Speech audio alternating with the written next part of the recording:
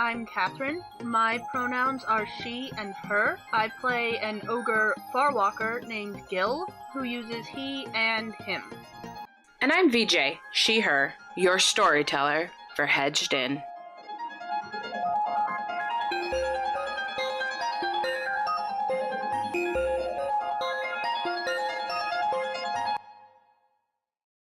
Before we really get into the prelude and really discuss what's going to happen before you meet the others, do you want to talk about sort of Gill as an ogre and Gill as a Farwalker and what that means to you and what your sort of mental visual interpretation of Gill being? Like, what does he look like? Or, okay, Farwalker, he's like a Sasquatch creature, less monkey and more jaguar, because I hate monkeys. Like, I really fucking hate monkeys. They throw poop. They're gross. I figure being an ogre, he's fairly socially withdrawn and probably some level of paranoid, very, like, capable of existing on his own in not great situations. Be it, like, a city where he doesn't speak the language, or the middle of the woods, or... I mean, I figure he'll eat just about anything.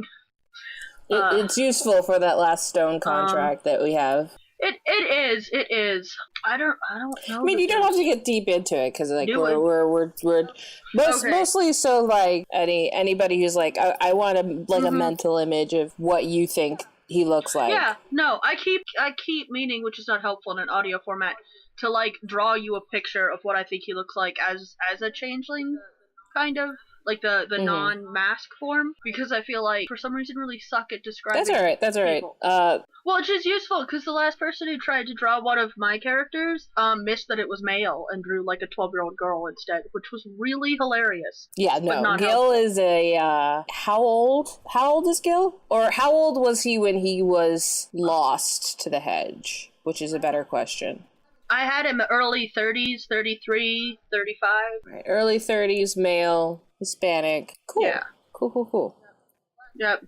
Black hair. Gill as the Farwalker, since his durance as of so far has been being a hunter and hunted, this sort of I speak words as a first language, just like like I have full language capabilities. For our listeners in the future, I was at LARP all weekend and then went straight to work, and I'm really tired, but I definitely want all of this to go according to plan.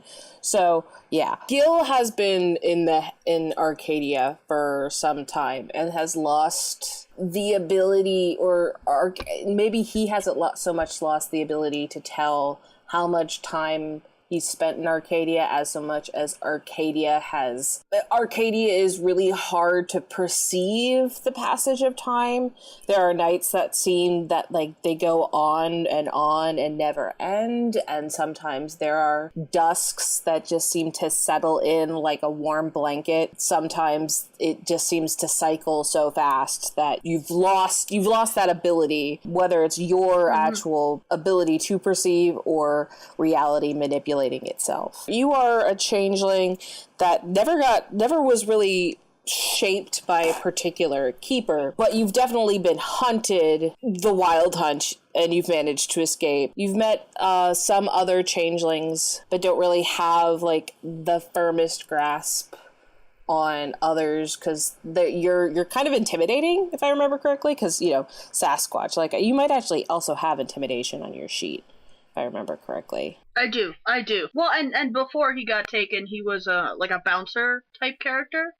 So his job was to look, like not something that you would run up and hug anyway. Right. Which just means that there's going to be definitely a part of the fandom that wants to give damn it, yeah. ST, give Gill snuggles. And I'm like, Gill can choose to take snuggles if he so chooses. For some time now, your experience in the hedge has been more and more harrowing. It's been, or you're sort of skirted on that edge of the deepest part of the hedge to Arcadia, where like you're really not sure, and I'm not sure if you even have the vocabulary to understand like what is Hedge versus what is Arcadia, because it kind of gradients anyway. Like Arcadia sort of, where does that true Arcadia start and where does the Hedge end is very confusing, because it's not an even gradient. Like there's like like that's great audio. For Gill, it's becoming more and more harrowing. Like the hunts that Gill has been either a part of or avoided, mostly avoided, the wild hunts that he's hidden from, have seemed to take a turn towards less of a blood sport. The Fae and their parties of loyalists and other changelings that they've come across seem to be less like joyriding, be more of a search and capture going on. Like somebody's collecting. Yeah, changelings? and like it's not uncommon. Like there's definitely changelings that get collected during the hunt, but there's also like, hey, we're just gonna like the gentry are like, it's a blood sport. We're just gonna hunt them down and kill them, or we're going to capture them.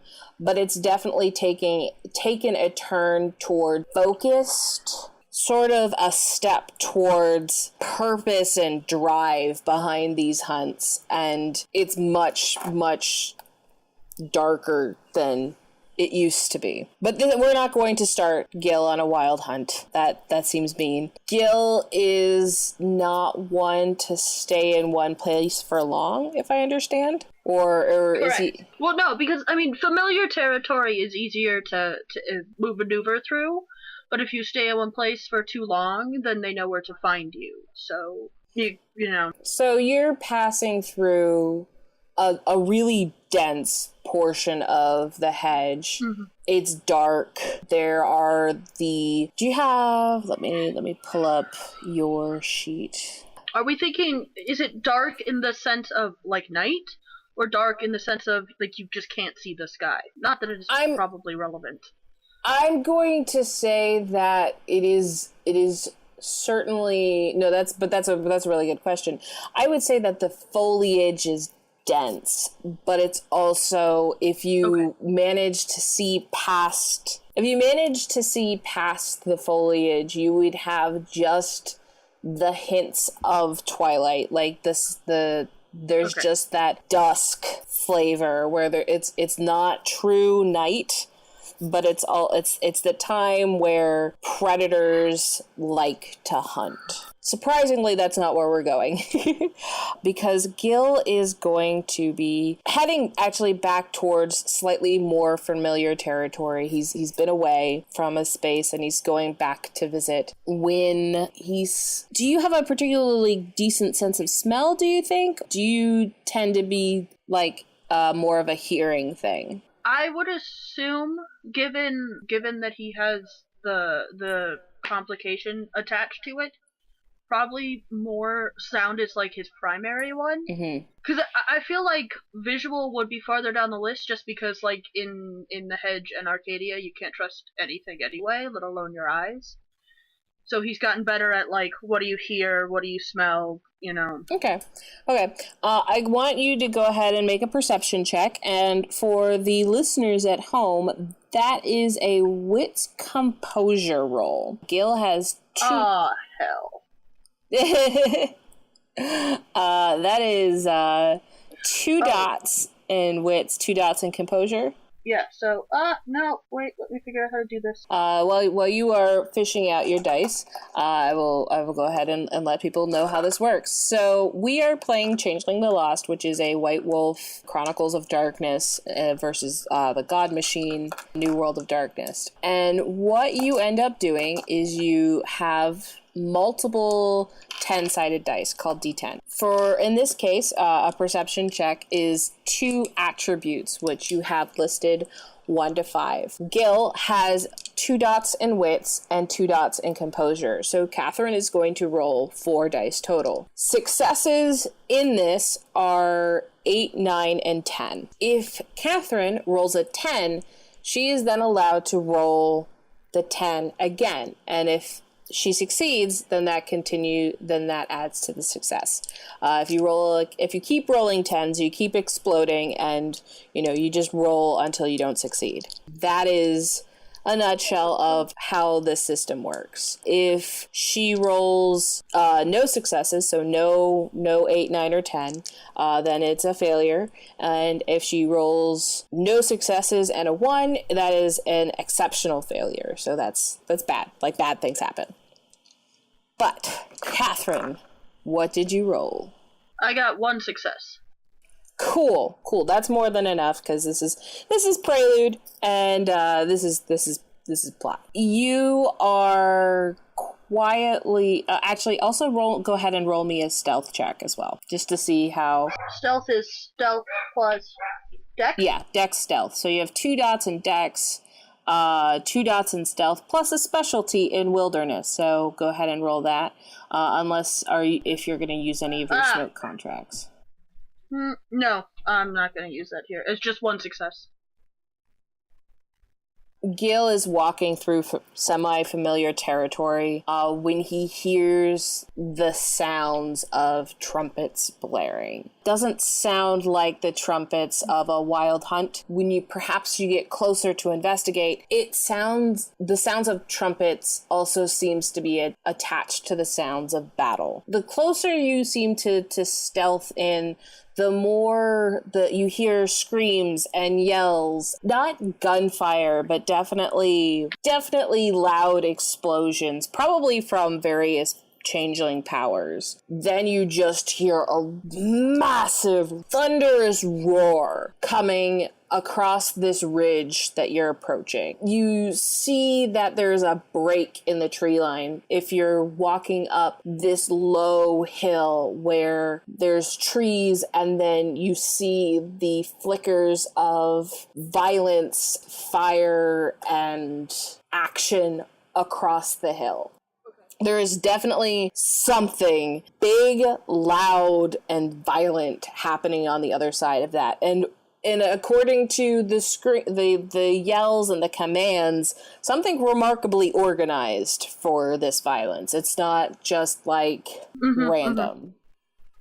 Okay, Gill would investigate, but not charge in head first. Kind of track around the edge. Does that make sense? Mm-hmm. Mm-hmm. Because he would like to see them, preferably before they could see him. But he does want to know what's up. You get down low and you sort of crouch behind the trees and you use the shadows to your advantage. And what you see is, over the crest of this hill, a large clearing and a massive expanse of battle. There seems to be at least 100 changelings, which is a huge number for you. 100 changelings and different kiths, different seemings. They all seem to be wearing the same uniform, and you see what they're fighting, and it's a dragon. You had heard rumors that the Hedge and Arcadia was starting to create these beasts of legend, but you had never seen one yourself till now, and it's huge. It's easily 5 stories tall with these large wings, and it is just getting the shit kicked out of it. These changelings are remarkably organized. Absolute violence happening to this critter. Make me another perception check. 4 successes.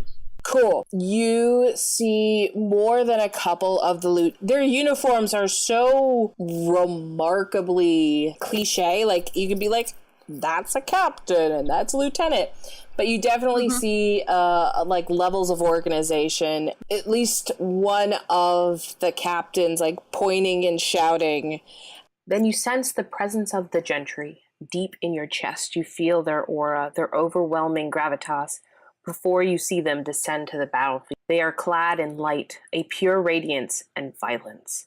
Apollyon in nature, they walk with grace, and in their right hand they hold a lance dripping with red. You are far enough away that you can't tell if it's blood or something else.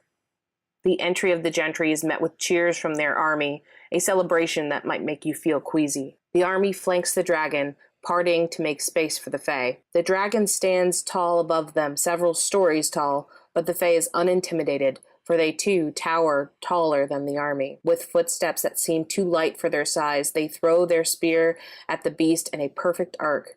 That arc of this weapon is beautiful, strong, and terrifying.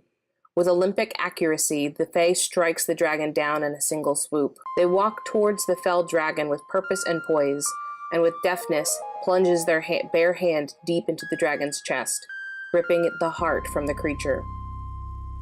They take a huge bite from the heart, and from across the noisy battlefield you can hear the mastication. Blood drips from their mouth, pooling across their collarbone. The intention is clear: obedience. However, you have not sworn to this Fae, this keeper, so the feeling is something you can fight against, but in the back of your mind, maybe you don't want to? Spraying the army with the heart blood of this felled dragon, the keeper says, "We shall feast on this power, and with this power we shall take down Lady Nox. We will take down her castles and show her our radiance. Find the other dragon hatchlings and bring them to me." Another cheer echoes across the field, and quickly the army begins to scour for the dragon hatchlings and look after their wounded and dead. The face stands regally above it all, watching and chewing. Then it notices you. Out of the corner of its eye, then tilting their head in your direction, it smiles, blood dripping down from its face. It triggers a fight, flight, freeze response. What does Gill do? No, pretty regardless, he's gonna, hightail it out of there, because he wanted to know, what was going on, but he did not terribly wish to be involved. And now that he's been spotted, he's gonna, book it. Cool. I want you to go ahead and make me, let's see, I'm gonna tell you to make a stamina athletics running check. Yeah! And yeah, cause if you don't buy a skill spec in running, you're doing it wrong. Well, you've just never played with us before. I got 3 successes. You are able to book. I would also like you to make me wit survival. Okay. 1 success. That's the theme for tonight. Okay, that's fine. You hightail it out of there, all behind you. The battle, the Fae, the dragon, it's gone. You're like, nope, peace, I'm out. Okay. It's about, again, time flows weird in the hedge if you don't know what time is. Time is weird in the hedge. I want you to make me another perception check. Okay. Hold up. Oh, okay. 2. No, I had to make sure I wasn't accidentally rolling too many dice. But I wasn't. I'm good, so. That's fair. 2 That's successes? Fair. All right. You're looking for somewhere to hunker down. What you do is you look up. Yep. In a branch of the trees, you see a pair of shoes hanging there. Like a pair of sneakers just chilling in the tree? Yeah. Okay. A la thrown over the power line, in the tree. Okay, the sneakers in the tree. Sneakers in the tree. Oh, okay. And they don't appear to be, attached to feet. Okay. No, there doesn't seem to be any feet currently inhabiting these Okay, sneakers. so But that's a fair question, because it is the hedge. I mean, it's weird, but I'm sure Gill's run across bits and bobs before, so I don't know that, one pair of sneakers is enough to really make him stop and, investigate. They're very clean sneakers for the head. Now that would be kind of weird. So he can I guess scamper up the tree to investigate. I mean, and usually leftover human bits would probably be probably bloody and torn and ground level. No, these aren't leftover human bits. Okay, so climb the tree. Climb the tree. All right, Dex Athletics. Nope. 1 success, not natural. Perfect. And so you climb up the tree. So you're holding you're sitting on the branch, holding these sneakers. They look like pretty sweet high tops. They are definitely sneakers. And the weird thing about them is that there's a little guy on the side of the sneakers, and he's swinging a baseball bat. Okay. Instead of maybe dunking a basketball. No. Huh. Okay, well, Mexico being a soccer country, they're both weird. So Gill's been here long enough, he's not gonna put the shoes on, but he'll take them with him and climb, like, back down the tree. Also, you're looking at these sneakers, and you also find stuffed inside one of them is part of a book. And so if imagine if you will, a book held sideways, so the spine is facing up. It looks like someone from the spine down has ripped it. Yeah. Okay. For our reading audience, it's like someone has cut or ripped a book in half, so the spine still is connected to some of these pages. And it's like the top half of the book, or the bottom half of the book, as opposed to the back or the front half. Okay. Right. It is a greenish-brown leather-bound book. It seems of well quality made, and the papers seem decently high quality. Do you open it? Yes. Flipping through the pages, it's a mixture of gibberish and blank pages, but like in the inside cover, there is a poem, and this is what it says. I am but a humble book, filled with arcane knowledges taught and took from the wild and the weird. I am but a part of three, and would make a humble request of thee to be made whole once again, to be used against foe instead of friend.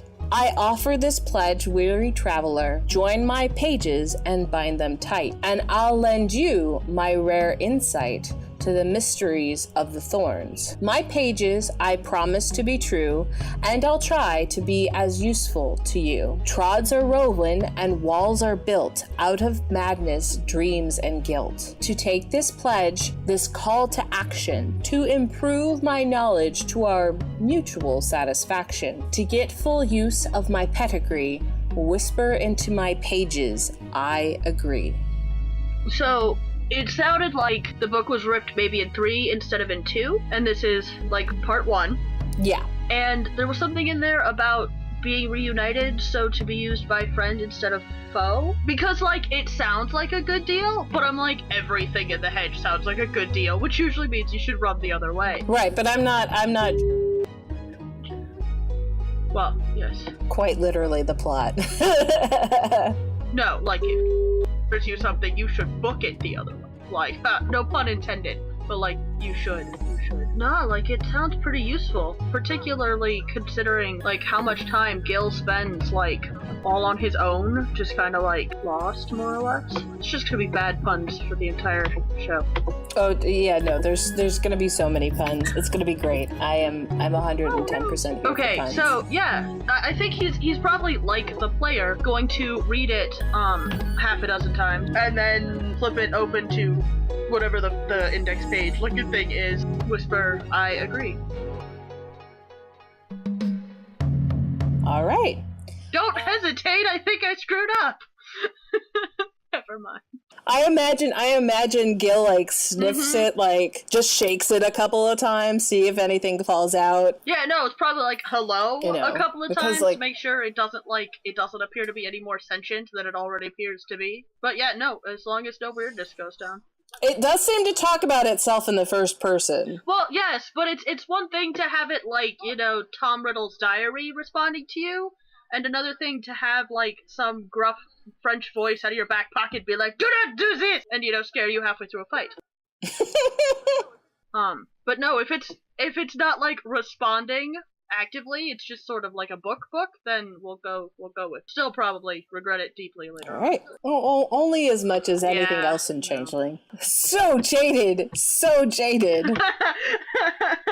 So, okay, do I need to be writing something down on my sheet then? Because it sounds like that was a pledge, and I have a thing labeled pledges on page. Yes, you could go ahead and write Journal Pledge Part 1. And what this is going to give you is a +1 to +3 occult roll, and I will tell you how much pluses or how much you'll get because the journal isn't perfect. It doesn't always know everything, but it is going to be as truthful as it can be when it does know things. It has pledged that it will not lie to you, but it doesn't know all things. It's in 3 pieces. It's fair to assume it doesn't know everything. To test it out, why don't you try to figure out what your shoes do? So give it a +2 with the assistance of the journal. So it's intelligence occult or wits occult? Not that it matters. I have the same thing. Either one. Nope. in this case. Haha! So, no successes and a 1. I have no idea what these shoes do at all.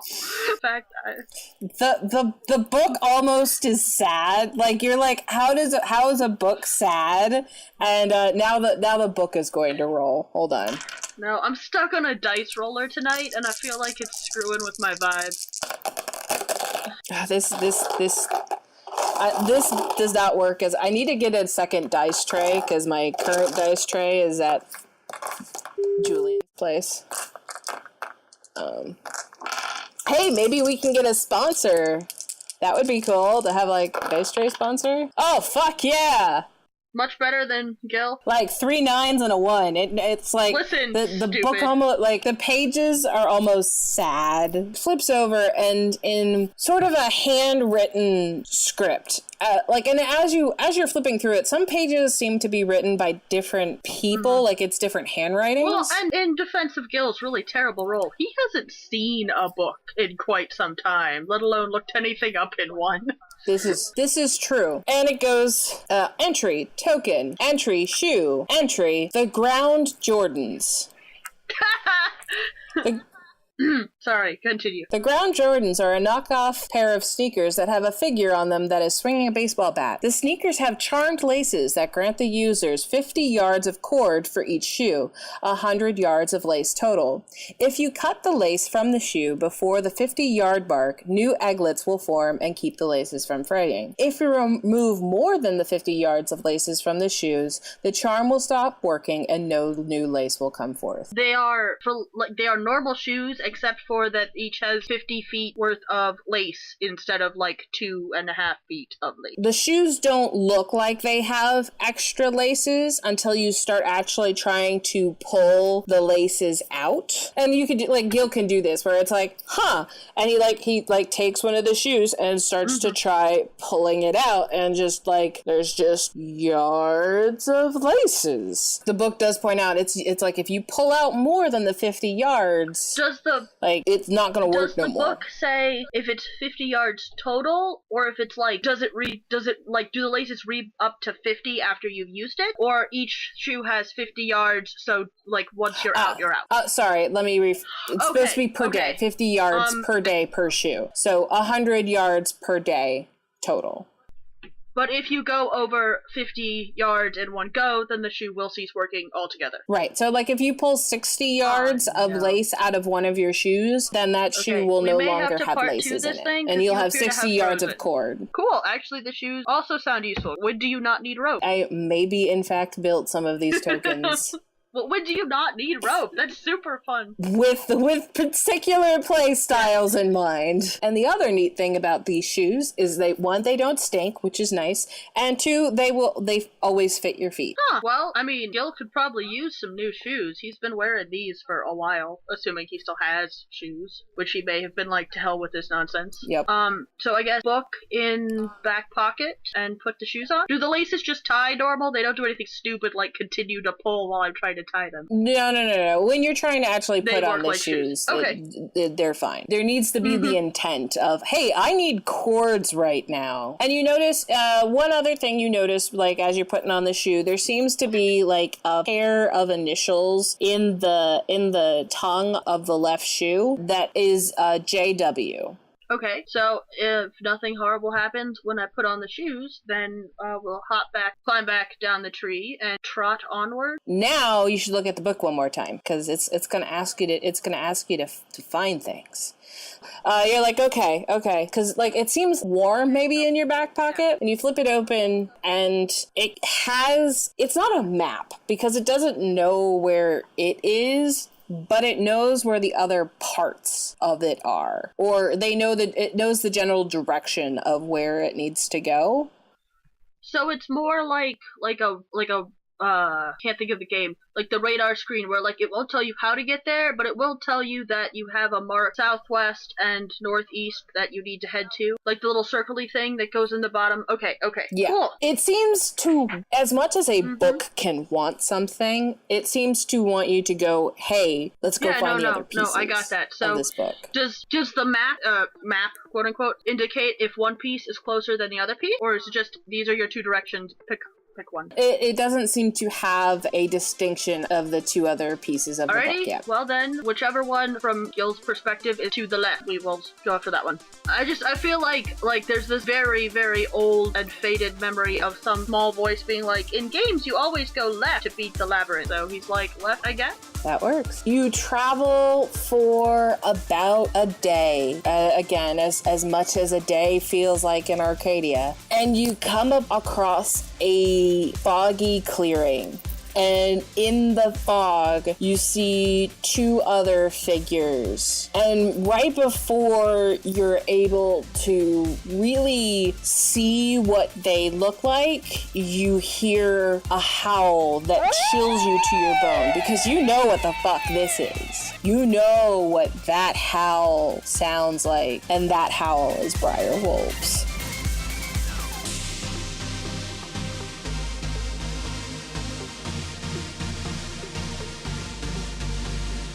Thank you for listening to Hedged In, a Changeling story. Dan is currently living in a tornado, but can be found on Twitter at Unreal Giraffe. Cat is a cryptid that exists somewhere on the internet. Vita is an enigma. His Twitter is at GreenBeanSpirit. VJ can be found most places under NW Fairy or on Twitter at HedgedInACS. Looking for more? For occasionally updated character sheets, setting information, and other fun times, check us out on our website at hedgedinacs.com. Subscribe to our Patreon for sneak peeks, storyteller notes, and more. Hedged In also has a Discord. We love having fandom spaces available and do a live broadcast of the episode the night before it drops. Links for this and more are in the show notes. We would love if you could rate and review us on whichever platform you happen to catch this broadcast. Each review gives us just a little more glamour to use. Shows like this survive on word of mouth, so if you could use the hashtag HedgedCast on any social media platform, we'd really appreciate it. Thanks, and remember, stay weird.